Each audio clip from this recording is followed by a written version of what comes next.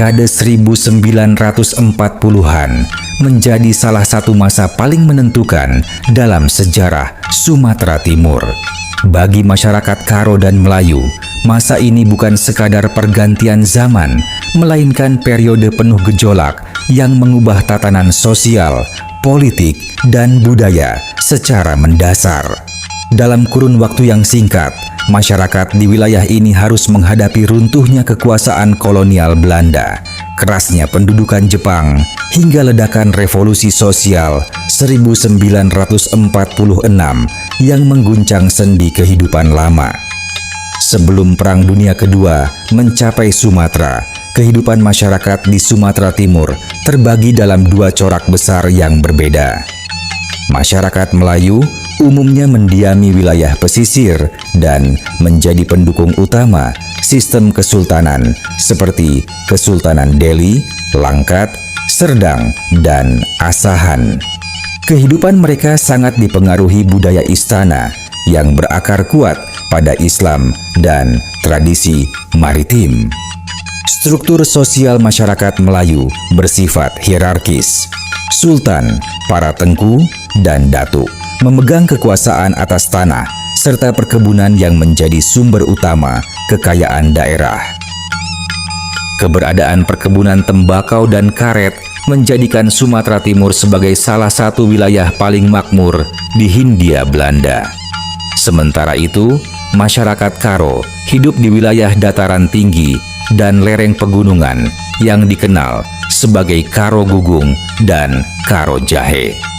Berbeda dengan masyarakat Melayu yang berpusat pada istana, kehidupan orang Karo lebih bersifat komunal dan egaliter. Mereka mengenal sistem marga silima, yaitu 5 kelompok marga utama yang menjadi dasar hubungan sosial dan adat. Pemerintahan tradisional dijalankan melalui sistem urung, yakni persekutuan wilayah adat yang dipimpin para kepala adat.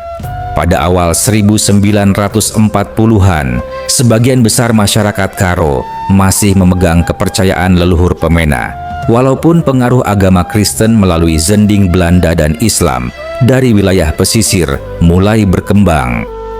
Kehidupan yang relatif stabil itu berubah drastis ketika Jepang menduduki Sumatera pada tahun 1942. Pendudukan Jepang membawa tekanan ekonomi dan sosial yang berat bagi seluruh masyarakat. Di wilayah Karo, rakyat dipaksa menyerahkan hasil pertanian untuk kebutuhan perang Jepang. Beras, jagung, dan hasil bumi lainnya dikumpulkan oleh militer pendudukan, sehingga rakyat mengalami kekurangan pangan. Kelaparan mulai muncul di berbagai daerah, sementara pakaian dan kebutuhan sehari-hari menjadi barang langka. Banyak warga terpaksa memakai kain dari serat goni atau kulit kayu karena sulitnya memperoleh tekstil. Di wilayah pesisir Melayu, keadaan tidak kalah buruk. Perkebunan tembakau dan karet yang selama puluhan tahun menjadi tulang punggung ekonomi mengalami kemunduran akibat perang dan blokade laut. Kesultanan kehilangan sumber pendapatan utama mereka. Banyak rakyat dipaksa menjadi romusha atau pekerja paksa untuk kepentingan militer Jepang. Meski demikian, Jepang menjalankan politik yang cermat. Para bangsawan Melayu tetap didekati untuk menjaga stabilitas wilayah. Sementara para pemuda dari berbagai etnis, termasuk Karo, dilatih dalam organisasi semi-militer seperti Gyugun. Dari pelatihan inilah tumbuh semangat anti-kolonial dan gagasan tentang Indonesia merdeka. Situasi semakin memanas setelah proklamasi kemerdekaan Indonesia tahun 1945. Di Sumatera Timur, ketegangan lama antara kaum bangsawan dan kelompok revolusioner semakin sulit dibendung. Banyak pemuda republik memandang aristokrasi Melayu terlalu dekat dengan Belanda dan tidak sepenuhnya mendukung kemerdekaan Indonesia. Kecurigaan bahwa pihak kesultanan akan bekerja sama dengan sekutu dan Nika demi mempertahankan kekuasaan, membuat situasi berubah menjadi ledakan sosial. Pada Maret 1946, pecahlah Revolusi Sosial Sumatera Timur. Gelombang massa menyerbu berbagai istana kesultanan di Langkat, Deli, dan Serdang. Banyak bangsawan ditangkap, diadili secara revolusioner, bahkan dibunuh oleh massa yang marah. Salah satu korban paling terkenal adalah Tengku Amir Hamzah, sastrawan besar Melayu yang turut terbunuh dalam kekacauan tersebut.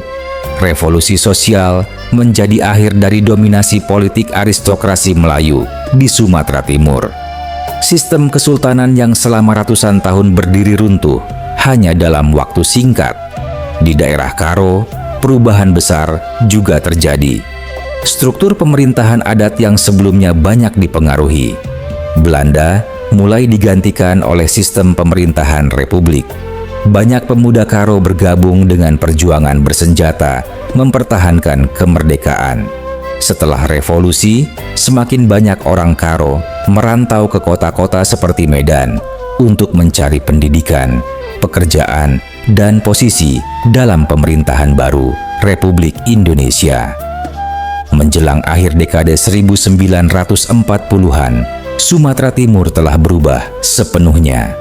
Bagi masyarakat Melayu, masa ini meninggalkan luka mendalam. Mereka kehilangan banyak tokoh bangsawan, simbol kejayaan kesultanan, dan kedudukan politik yang dahulu sangat kuat. Sebaliknya, bagi masyarakat Karo, dekade ini menjadi awal keterlibatan yang lebih luas dalam kehidupan nasional Indonesia. Perubahan besar yang terjadi sepanjang 1940-an akhirnya membentuk wajah baru Sumatera Timur. Dari runtuhnya sistem feodal Melayu dan bangkitnya semangat egaliter di kalangan masyarakat Karo, lahirlah masyarakat baru yang lebih modern dan nasionalis. Namun, perubahan itu tidak datang dengan damai. Ia lahir dari perang, revolusi, dan konflik sosial yang meninggalkan jejak mendalam dalam sejarah Sumatera. Pada akhirnya, dekade 1940-an meninggalkan jejak yang tidak pernah benar-benar hilang dari ingatan masyarakat Sumatera Timur. Masa itu bukan hanya tentang perang dan revolusi, tetapi juga tentang perubahan nasib sebuah masyarakat yang dipaksa meninggalkan dunia lama menuju zaman baru yang penuh ketidakpastian.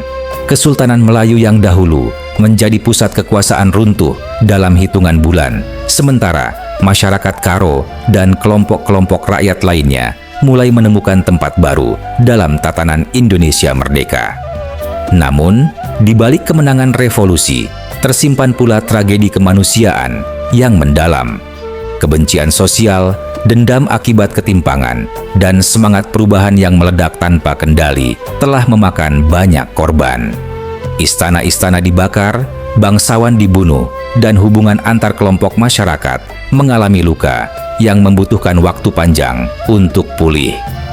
Revolusi sosial bukan hanya menghancurkan struktur feodalisme, tetapi juga meninggalkan trauma kolektif yang diwariskan dari satu generasi ke generasi berikutnya. Meski demikian, dari puing-puing konflik itulah lahir wajah baru Sumatera Timur.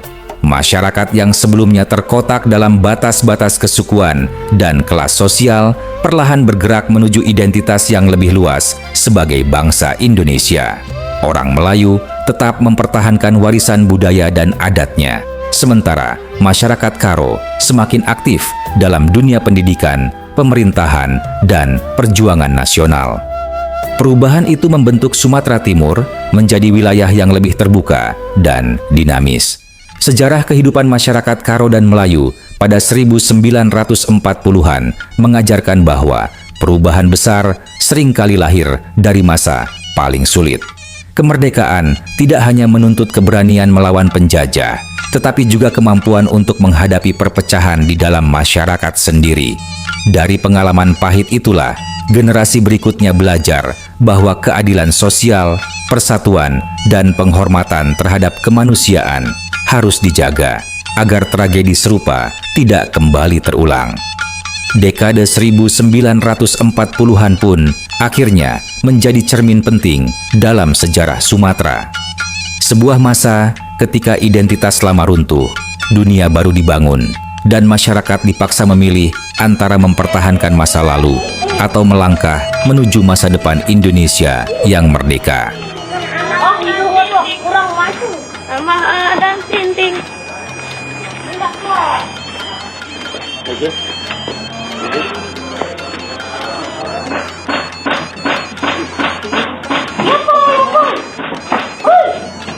Halo dong.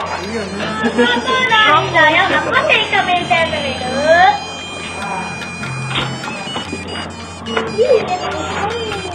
Oh, itu kurang maju. Sama dan tinting.